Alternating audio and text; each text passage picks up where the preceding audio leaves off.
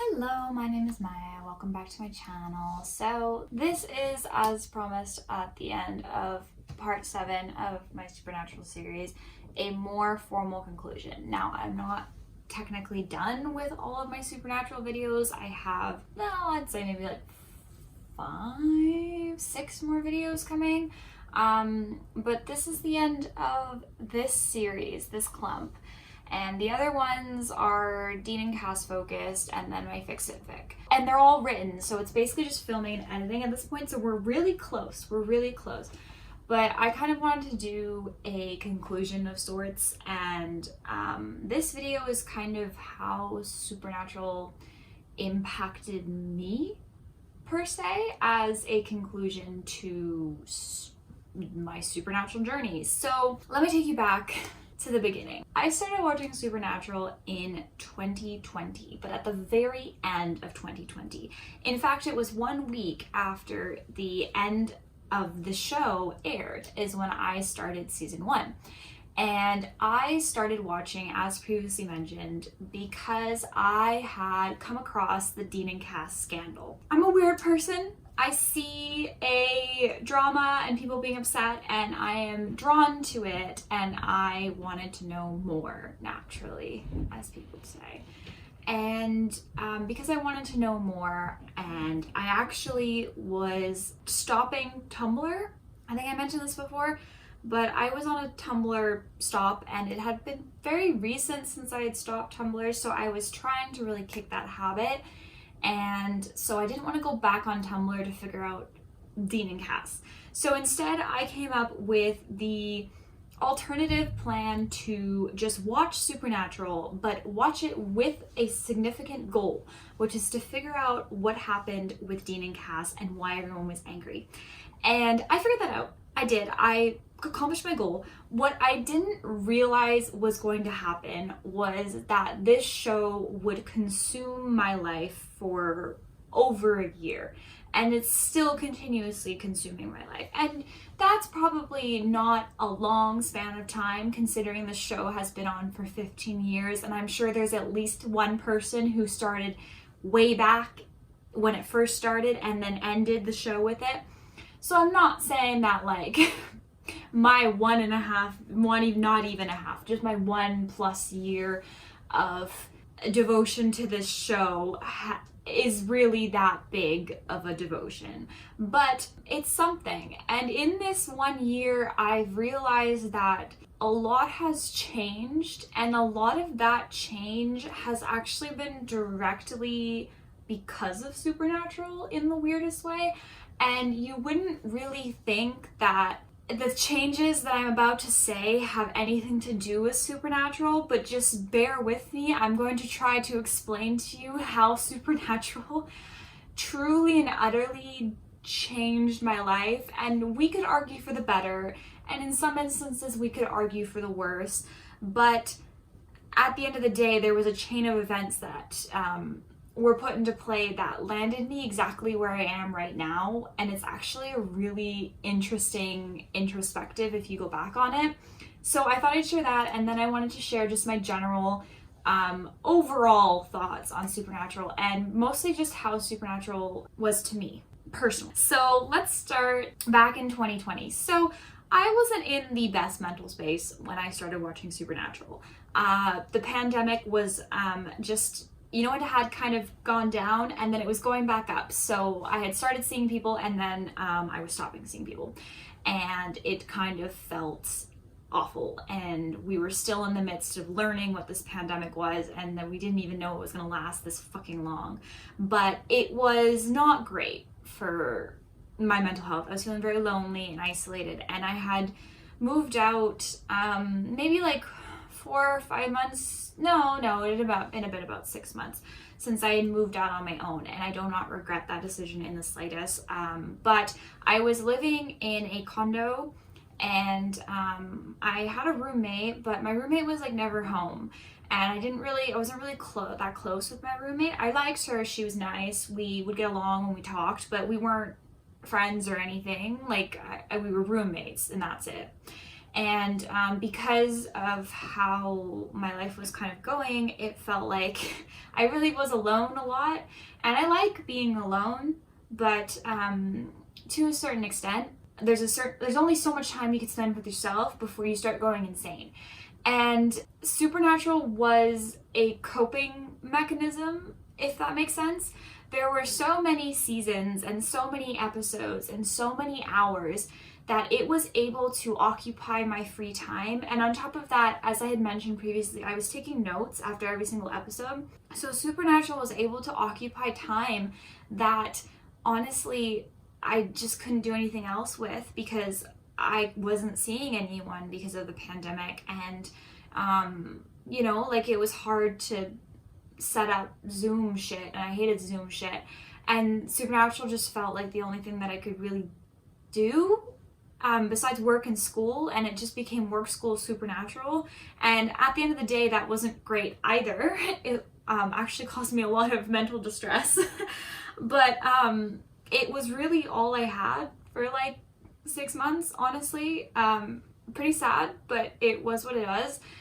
Fortunately, I was going to work in person, which I know a lot of people weren't. So I was lucky in that regard, and I do work at a place where like I was socializing, so that's nice. But it definitely was a coping mechanism that I leaned on a lot, and it came to me at a time when I think I actually really needed it.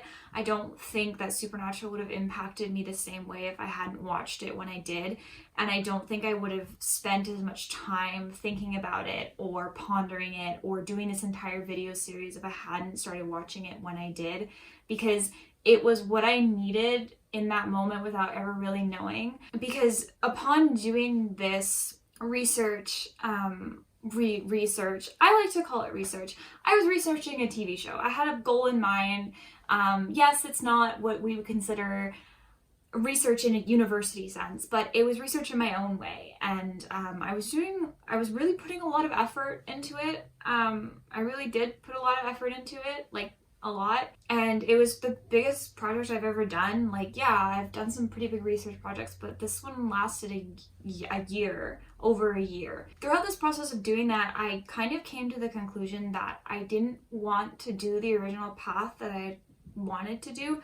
So I had originally wanted to be a lawyer, and I was kind of feeling, even before this started, that I wasn't wanting that path, but it's like I chose it. And so I was really stubborn about wanting to keep it, and I flip-flopped a lot, and I was really just unsure.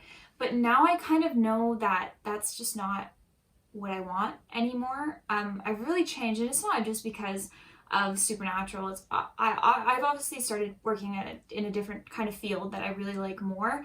But if it wasn't for the fact that I did this Supernatural research, is what I'm gonna call it, I don't think I would have decided that I wanted to do research in, like, I wanted to get a master's and I wanted to do a PhD and I might want to teach.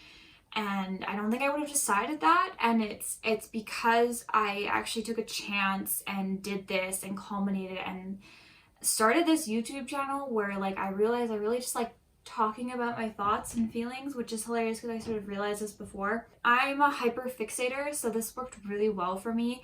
So I was able to throw all of my energy and extra time into this, and I came out with a product that I was really proud of, and it made me believe that I could actually do something like this, but something more meaningful. I'm not saying that this series isn't meaningful in its own way, but something that could actually impact the world, like, this is a TV show, and I always have loved dissecting fiction, and I don't want to stop doing that or anything, but I'm saying something that could actually impact the world and something I care about in a sense of the world.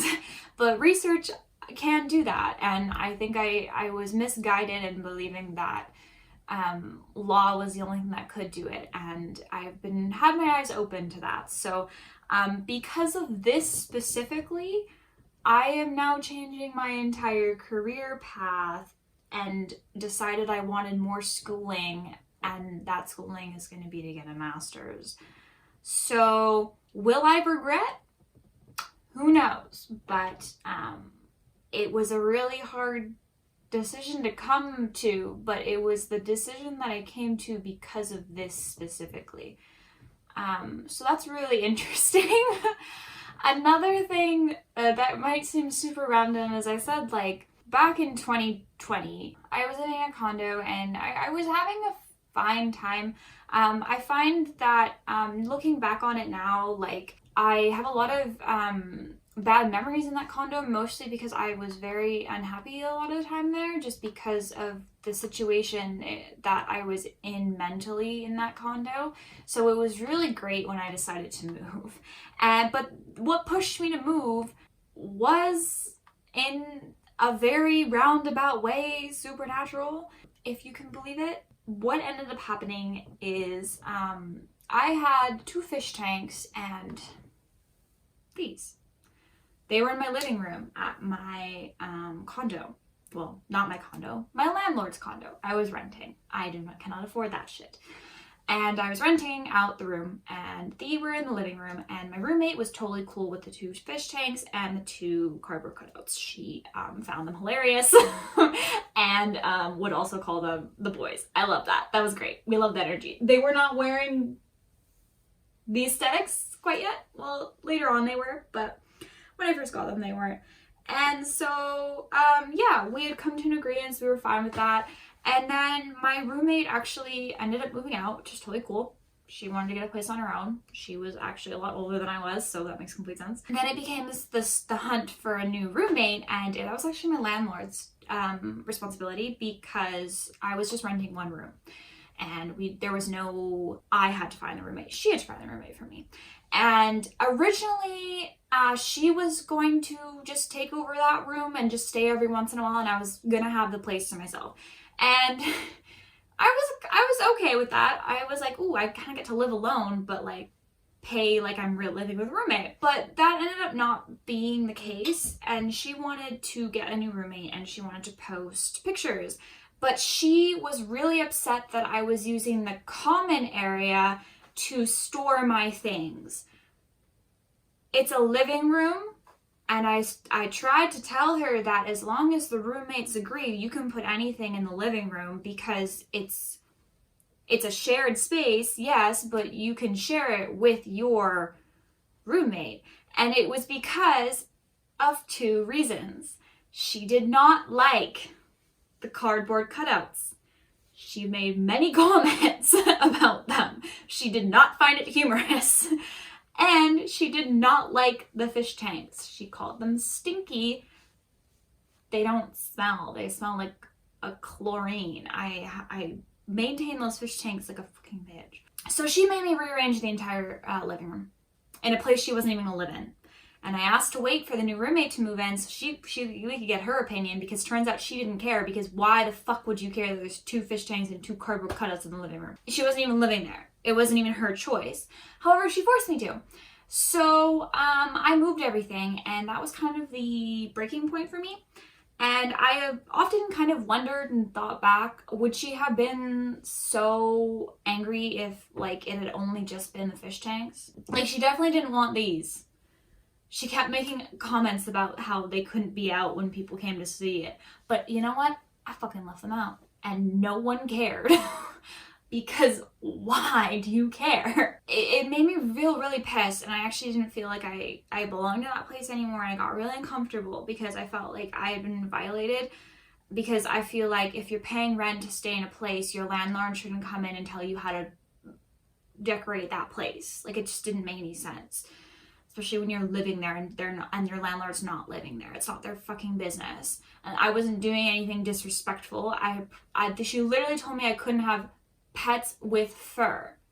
They were fish. They had scales. There was no fur on them. Now I have a hamster. So fuck you, Shelby. Anyways, point is, because of all of that, it came at the perfect time.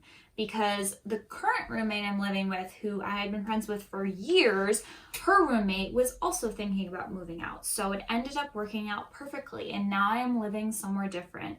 And it is a lot better for my mental health, honestly. A, because I'm not isolated anymore. And B, because I'm not living with a fucked up landlord and I can actually have real pets. No offense to my fish, but I can't cuddle my fish. I now have two cats, a hamster, and a bunch of fish. A zoo, if you will. And yes, they all don't get along. The cats want to kill the hamster, which is why the hamster's in my room. I impulse purchased a hamster out of depression. Anyways, point being, if I hadn't started watching Supernatural and I hadn't gotten really fixated on it and talked non-stop about it, my best friends would not have bought me Cass. And if I hadn't loved Cass so fucking much, they wouldn't have bought me Dean. And then these wouldn't be in my living room offending my landlord, who then offended me, and then I left. So I probably wouldn't be living here, interestingly enough. And if I had not been living here, I would not have gotten into a car accident turning on Nanaimo Street. Oh my god, I shouldn't. No one from Vancouver watches this. On Nanaimo Street, turning left on Nanaimo Street. And then if I hadn't gotten into a car accident, I would have had my shitty car that was 5 minutes away from killing me. Because my car, he hit the back, the tire, and then it like went out of alignment, and I had paid $1,500 for that car, so I was not gonna fix it. And ICBC said it was my fault, so they would not give me the money. And then I was carless for a while, and it was really shitty. And then I bought a nice new car, and my tragic backstory is that there was like, I guess, water in the fuel at one time. And then my car broke down. Oh god, why am I doing this? And then I had to, 2 weeks into getting it, and then I had to get an entirely new engine. But luckily, I had warranty. Anyways, tragic backstory, but I have my car now, it's fine. It's all good. Anyways, none of that would have happened. None of it. Because I wouldn't be living here. So, things to think about. So those are some pretty big things. My life would look very different, actually. Like, very different if I hadn't started Supernatural. But also, I would not have started this YouTube channel because I'd always kind of wanted to do it because I like to talk. I like to talk a lot about random shit, and I feel like this is a really good outlet for me, but I never really felt like I had a reason. Like, I never had the appropriate inspiration to start it, and Supernatural was the appropriate inspiration. I had so much to talk about, as is evident in my hours and hours and hours of Supernatural videos that you can watch. I had so much to talk about, and it was great because I don't think I've ever truly had the ability in my life to just sit and say everything that culminates in my mind. I have a very hyperfixation mind. I have obsessions that will keep me up for hours on end at night thinking of one thing over and over and over again. And I will literally think of something until it drives me insane. And I can't stop it. And this is a really good outlet for that. I've noticed that, like, when I'm able to sit down and write a script, or even just sit down and talk it out, I'm able to get the emotions out that would normally run in my brain forever. Well, not forever, but for a while. And it actually has made it so that I'm able to, like, cope better, because I can't help what I'm going to fixate on. I can literally tell you, you don't know what it's gonna be. I don't know what it's gonna be. It could literally be anything. I have fixated on the weirdest shit. No one knows. Like, no one can peg me. You don't know what I'm gonna sit down and immediately, like, get obsessed with. So it's good for me to have outlets like this because it helps me, like, at least talk into the void, so that it's not just me talking in my head for hours. Which sounds crazy, but it's just the way my brain works. So this was really great. This helped me, work through a TV show like I've never worked through a TV show before, and it was so much fun. Like, I genuinely just felt like it was a lot of fun, and there were so many things to talk about with Supernatural that it was great because I got to approach it from so many different angles and like really critically analyze it.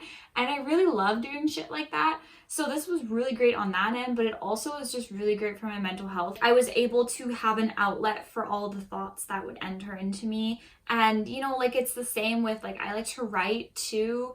And like, I really think that though my inspiration will always come from these manic thoughts at 3 a.m., they're less frequent because I have an outlet for a lot of those manic thoughts, so they don't have to come at 3 a.m. and I can just be asleep. It's really helped my insomnia. Though I still do have insomnia, nothing's ever going to get rid of that. It has helped. It's less frequent now. I can sleep for longer hours, which is great. So that's really great too. But also just like, this is fun. I like this. I didn't think that I would like this much. I didn't think I would like editing this much. I didn't think I would like the creative process that much. This is really just a hobby for me. I don't think I'm ever gonna blow up on YouTube. I mean, potentially, it's all based around luck, right? Potentially, but honestly, probably not. But for right now, this is just really great creative outlet for me.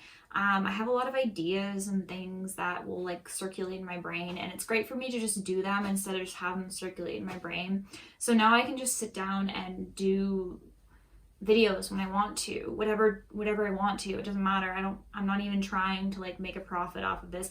Though I'm always down for some extra money. Don't get me wrong. But I'm not entering this with the aspirations of like making millions of dollars.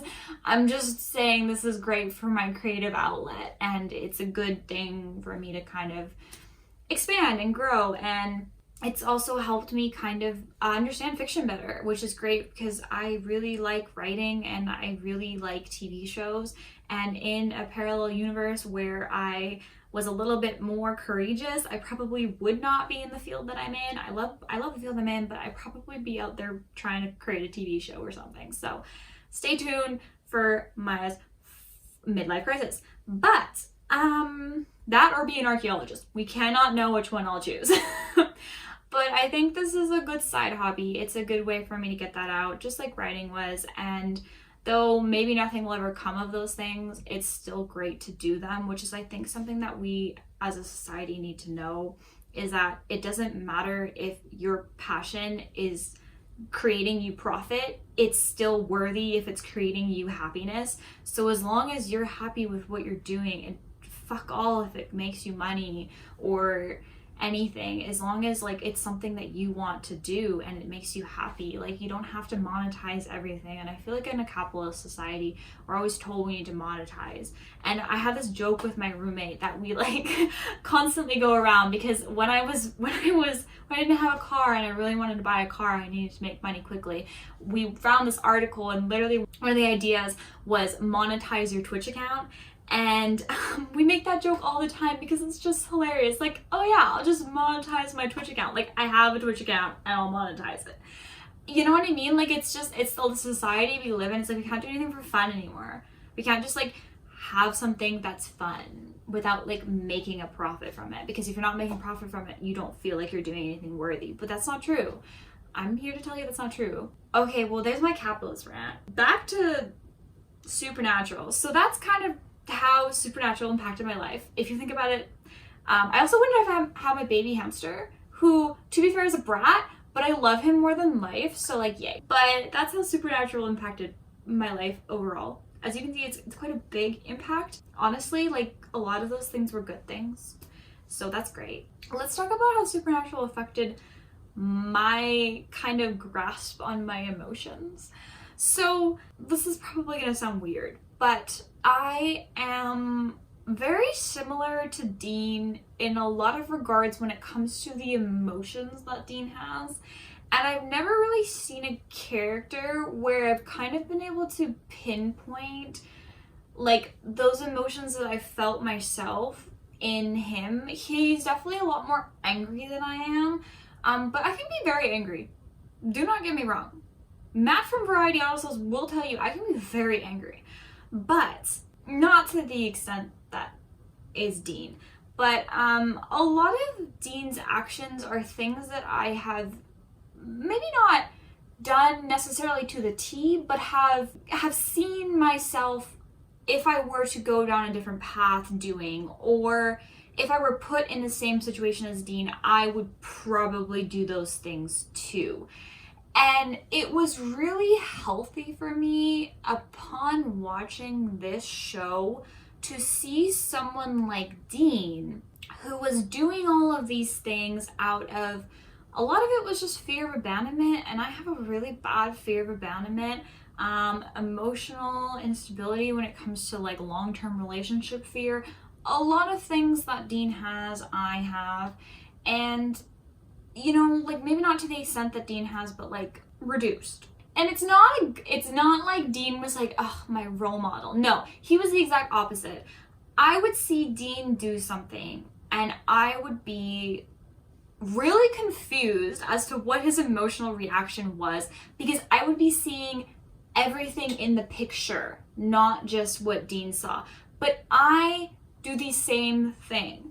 So for instance, a really, really good example of this is that Dean gets really upset when Cass like doesn't answer his prayers.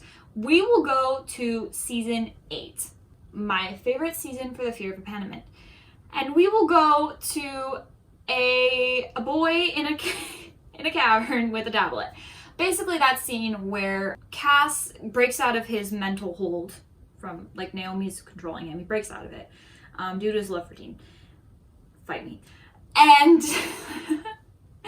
and basically, you know, Dean has this entire speech where he says that he needs Cass and he like wants Cass there and like, you know, wants him to come back and all this stuff. He's like literally crying on his knees. It's beautiful. I love it. 10 out of 10. But Cass ends up leaving with the tablet like pretty much immediately after like saying sorry and healing Dean. And Dean gets really upset about this. And it's not because Cass almost killed him. It's because Cass didn't trust Dean and also left after Cass was crying on his knees saying he needed him. And honestly, fair enough to Dean. That's a huge thing. But he gets like really mad, especially when Cass actually comes back. And I was like pretty pissed at Dean, and I took a step back and I thought, no, Maya, you kind of act the same way. It's like you get really anxious and like upset when people don't respond to your texts and stuff like that, or like on a certain amount of time. And it used to cause me a lot of anxiety. And like that was just my own insecurities coming out. It was just me having a really bad fear of abandonment from previous friendships and thinking that that was going to happen to me again. And Dean's the same way. I'm not here to analyze Dean. I have an entire fucking video if you want to go watch it. It's character analysis. Dean's the first one. But the point is that I was able to watch Dean make cognitive errors that I have made in the past. Dean maybe on a grander scale, me on a smaller scale, but still the same cognitive errors from the baseline, and was able to realize how he was wrong. And then I was able to put that into my own life and change my own behavior and view on things. I no longer actually have any anxiety about texts not being answered on time. I actually don't.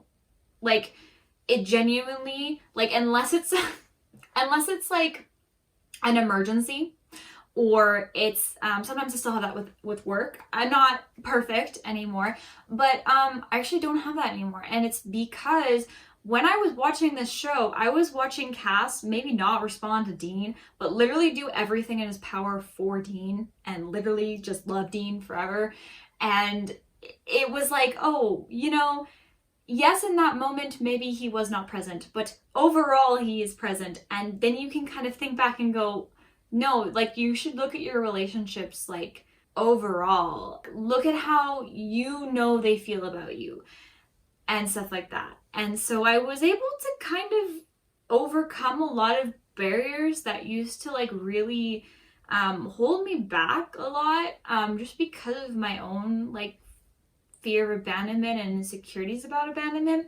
And I was able to kind of overcome that specifically because I was watching Dean make the same mistakes for the same reason, but not agreeing with his outcome and outlook because I got to see the whole picture. But when you are the person feeling the emotions, you don't see the whole picture. You only see what you see, or what your mind thinks you see, the catastrophizing that I would do. And upon realizing that the entire picture was not what Dean saw, you can realize in your own life that your picture is not the reality. And it's really easy sometimes to realize that. But if you never get out of your own head, you're never going to realize what the reality is. And it's definitely made me just feel a lot better overall about everything. It has. And so I'm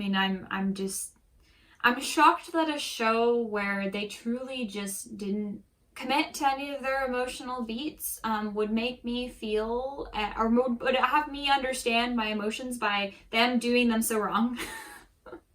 It's really interesting. And another thing I kind of realized upon watching this show, and that this may be the exact opposite of what this show wanted, but it's the same with Dean. It's watching people make errors that helped me, not watching people be great at life. But I realized that like family is not the be all end all of your life, and it's okay if a family member is not treating you with respect and the respect that you feel that you deserve. It is okay to cut them out. And obviously, like, everyone's got different situations, and that might be the last straw, but it's okay. Because honestly, like, I watched Sam and Dean put family first every single time at the detriment of themselves, and idolized John, who was literally the worst parent ever. And it made me kind of realize that, like, you don't have to do that. You can live your life, and you can find people in your life who are not your family, who you can make your family. I know there was family in this, and good job. You got me on that. You got me there, Supernatural. But I also know that Supernatural was very big on blood family too. And I just want to say that it has been really helpful to me to watch Sam and Dean have zero boundaries and zero complex understanding of the fact that they were really fucked up by their father, to realize my own problems and to kind of realize that you can choose the relationships you want, and you should choose the relationships you want and want to value, and you don't have to give people time just because you feel like you have to, or they're blood related to you.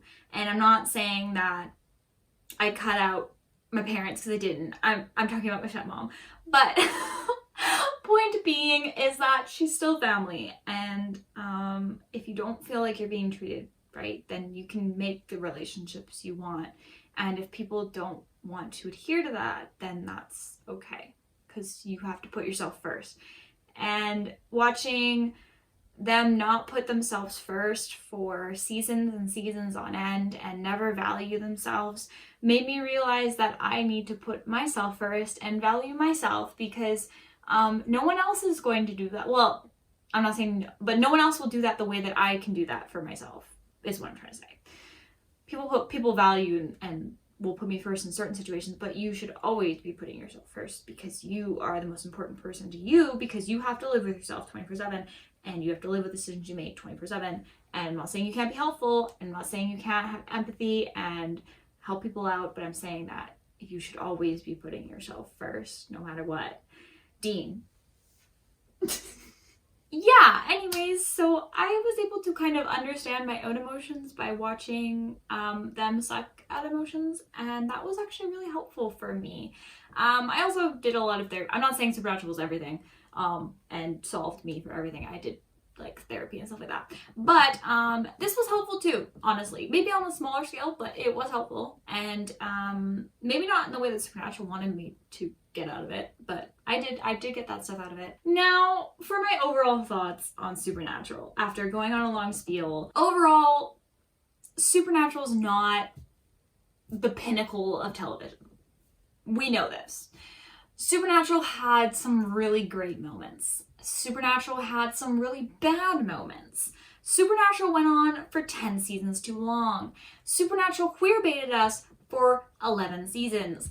Supernatural did have some really great moments though. And I'm never going to discount that. And I'm never going to discount that Supernatural brought me a lot of joy at times. I'm also not going to discount that Supernatural brought me a lot of anger and distress. And has made me really obsess over this shit. If you've never seen this show, you probably wouldn't believe me, but it could be good. I'm not saying it was good all the time. I will never say that. I'm not saying it didn't have problems. I will never not say that. I have an entire video series that goes over literally everything, but I'm saying that overall, it wasn't a bad experience. It was a flawed masterpiece, in a sense. I don't think we're ever going to be able to do another Supernatural. I don't think there will ever be another Supernatural in my life. I don't think I'll ever feel this way about a TV show anymore. And I'm not saying that's not a good thing. But I'm saying that, like, this show did something that I don't think any other show has ever been able to accomplish. Because a lot of shows, when they end badly, the fandom abandons them. Anybody heard of Game of Thrones? No, but Game of Thrones ended really badly. Yeah, okay. That was pretty harsh for me. Then it ended, and it really ended. No one talks about it anymore. Really. Like, it's pretty much out of the mainstream. It's crazy that Supernatural, in my opinion, had a worse ending than Game of Thrones, and yet is still talked about. And Dean and Cass are still the #1 ship. I mean, that is revenge on you, Supernatural. I think that this show really meant a lot to a lot of people, and maybe it meant a lot to you for a different reason than what it meant to me, but it still meant a lot to a lot of people. I don't think we can ever discount that. I also think that it's a show that I felt had so much love, not necessarily from the writers. I know it wasn't from the writers. But from the fans and from the actors. I don't think I've ever seen a show where the actors are just so jazzed about acting in it that they did it for 15 seasons and had fun.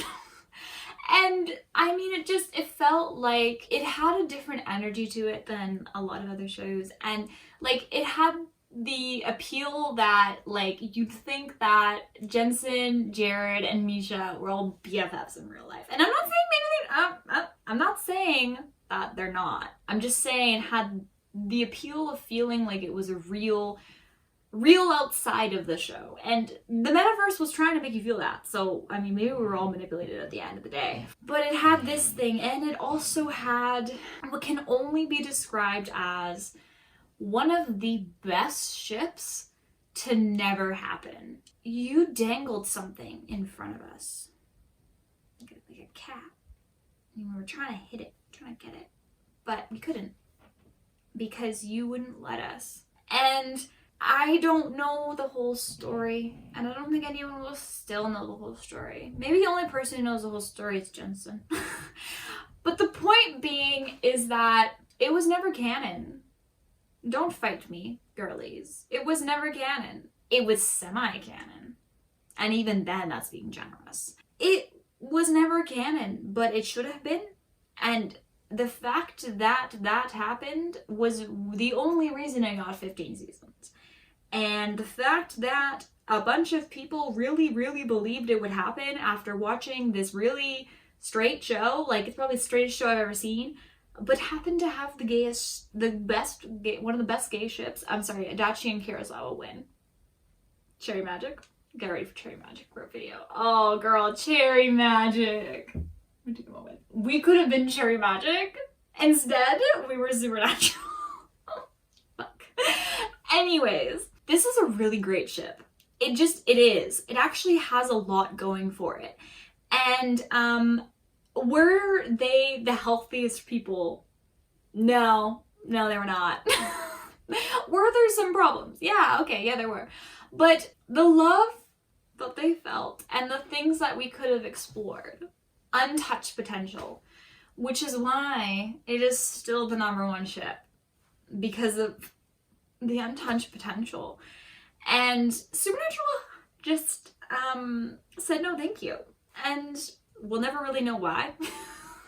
Homophobia, probably. It was really a phenomenon. And I didn't understand it until I was in it. And I think that a lot of people who haven't watched Supernatural also don't understand until they're in it. You can't escape.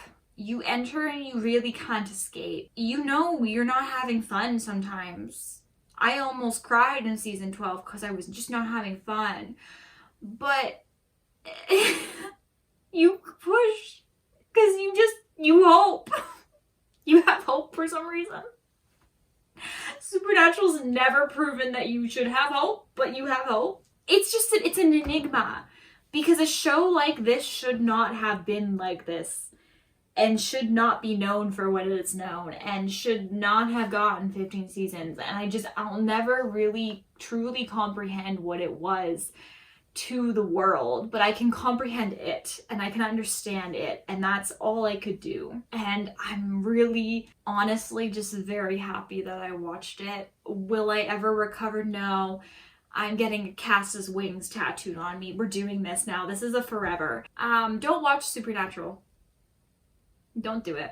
But if you do, you'll probably have a good time 10% of the time. Okay. No, I mean, like, in conclusion, don't watch Supernatural.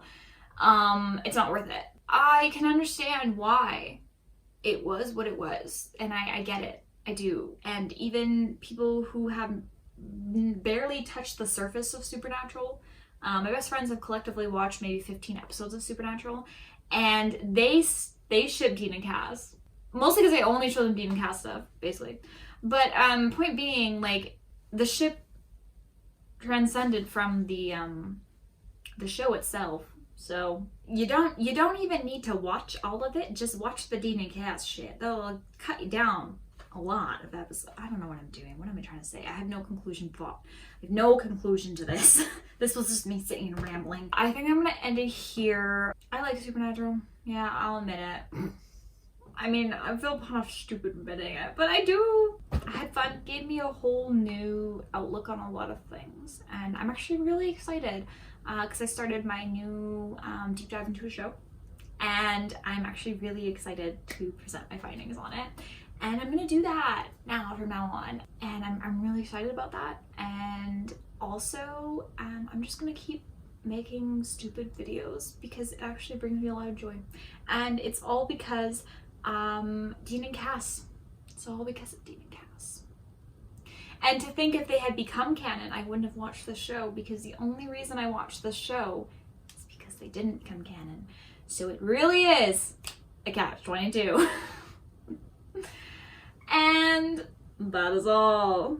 Thank you for watching if you made it this far in this very long rant. There will be more Supernatural content, don't you worry. And Jensen, I am coming for you. Do not make that prequel. I'm looking at you. You either make the Dean and Cass or you don't do it. Just don't. No one. I don't like John. I don't like Mary. I don't want it. Bye.